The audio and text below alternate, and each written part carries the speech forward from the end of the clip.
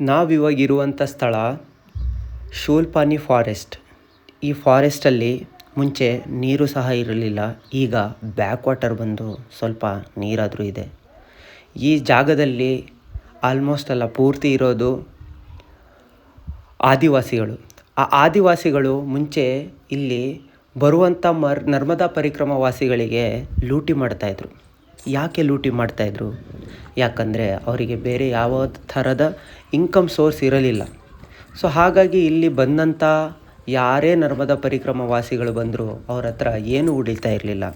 ಎಷ್ಟೋ ಸಾಧು ಸಂತರು ಬಂದರೂ ಅವ್ರ ಹತ್ರ ಎಷ್ಟೇ ಸಾಮಗ್ರಿಗಳಿದ್ರೂ ಆ ಸಾಮಗ್ರಿಗಳನ್ನೆಲ್ಲ ಕಸಿದುಕೊಂಡು ಅವರಿಗೆ ಅವರ ಬರೀ ಲಂಗೋಟಿಯಲ್ಲೇ ಕಳಿಸ್ತಾ ಇದ್ದರು. ಆ ಸಂದರ್ಭದಲ್ಲಿ ಬಂದಂಥವ್ರೆ ಲಕ್ಕನಗಿರಿಯ ಬಾಬಾ.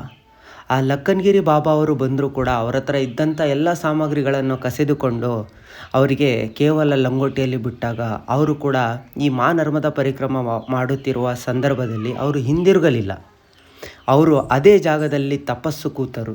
ಆ ತಪಸ್ಸು ಕೂತು ಅಲ್ಲಿನ ಜನರಿಗೆ ಅರಿವನ್ನು ಮೂಡಿಸಲು ಹೇಳಿದರು, ನೋಡಿ, ಇಲ್ಲಿ ಬರುವಂಥವರು ಸಾಕ್ಷಾತ್ ದೇವಿಯ ರೂಪ, ದೇವಿಯ ಸೇವೆಯನ್ನು ಮಾಡೋದಕ್ಕೆ ಬರುವಂಥವರು, ಅವರ ಸೇವೆಯನ್ನು ಮಾಡಿ ಅಂತ ಹೇಳಿದವರು ಲಕ್ಕನಗಿರಿ ಬಾಬಾ.